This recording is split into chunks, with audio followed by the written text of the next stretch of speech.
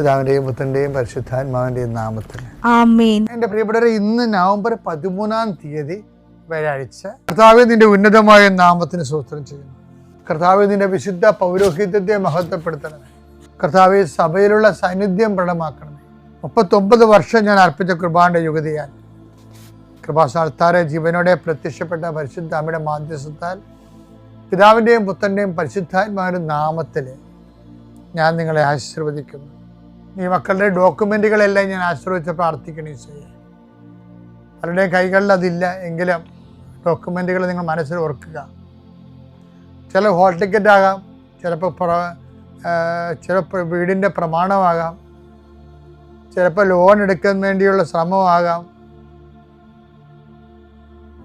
വസ്തു കൈമാറുന്നതിന് വേണ്ടിയുള്ള തടസ്സമാകാം. വസ്തു വിൽക്കുകയും വാങ്ങുകയും ചെയ്യുന്നവരുണ്ട്. വൃക്ഷങ്ങൾ വിൽക്കുന്നവരുണ്ട്, മൃഗങ്ങളെ വാങ്ങുന്നവരുണ്ട്.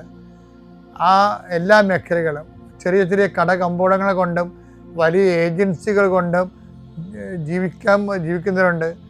രോഗപീഠകൾ വലയുന്നവരെ അവരുടെ ശരീരത്തിന് വിവിധ ഭാഗങ്ങൾ കൈകൾ വെച്ചുകൊണ്ട് പ്രാർത്ഥിക്കുക. എൻ്റെ കർത്താവിൻ്റെ ഉന്നതമായ നാമത്തിൽ സഭയുടെ അധികാരത്തിൽ കുരിശടയാത്തി കൃപാസ്ഥാനത്താറെ ജീവനോടെ പ്രത്യക്ഷപ്പെട്ട മാതാവിൻ്റെ മധ്യസ്ഥത്തിന് രോഗപീഠകളെ ഈശ്വരനാമത്തിൽ സൗഖ്യം പ്രാപിക്കും.